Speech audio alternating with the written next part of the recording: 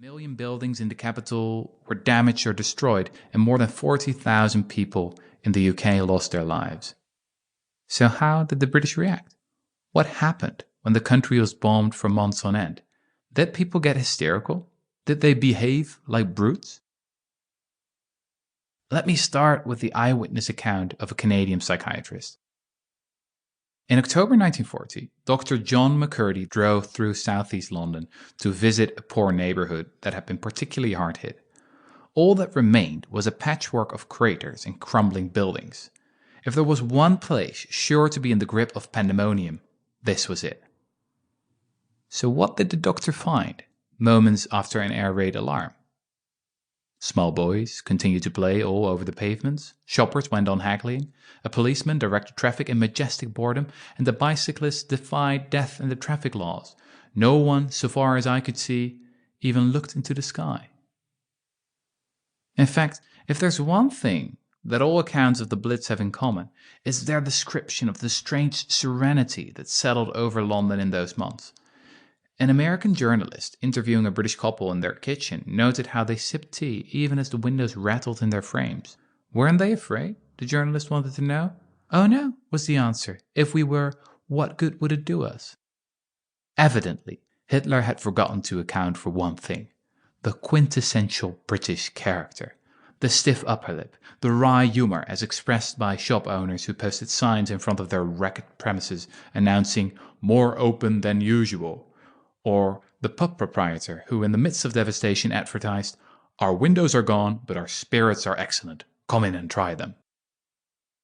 The British endured the German air raids much as they would the late train. Irritating, to be sure, but tolerable on the whole.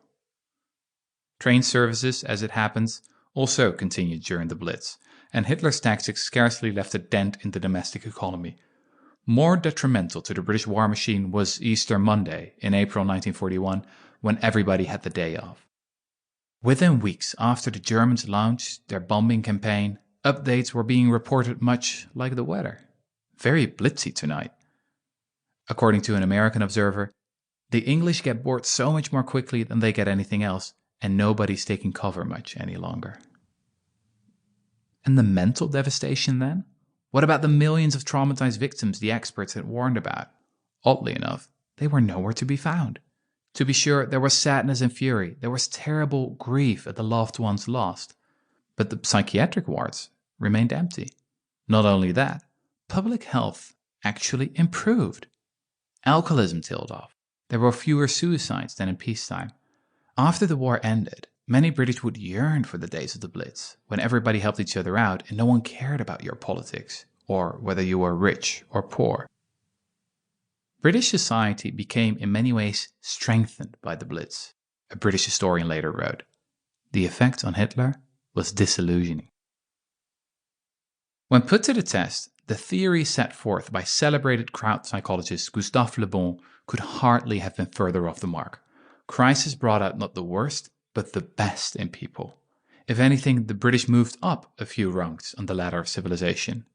The courage, humor, and kindliness of ordinary people, an American journalist confided in her diary, continue to be astonishing under conditions that possess many of the features of a nightmare.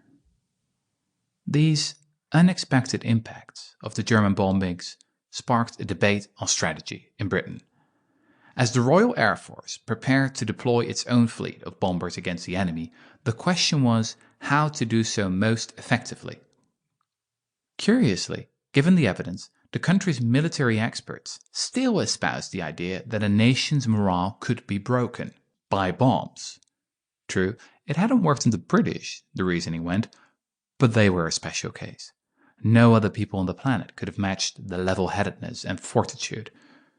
Certainly not the Germans, whose fundamental lack of moral fiber meant they would not stand a quarter of the bombing the British endured. Among those who endorsed this view was Churchill's close friend, Frederick Lindemann, also known as Lord Churchill. A rare photograph of him shows a tall man with a cane, wearing a bowler hat and an icy expression. In the fierce debate over air strategy, Lindemann remained adamant. Bombing works. Like Gustave Le Bon, he took a dim view of the masses, writing them off as cowardly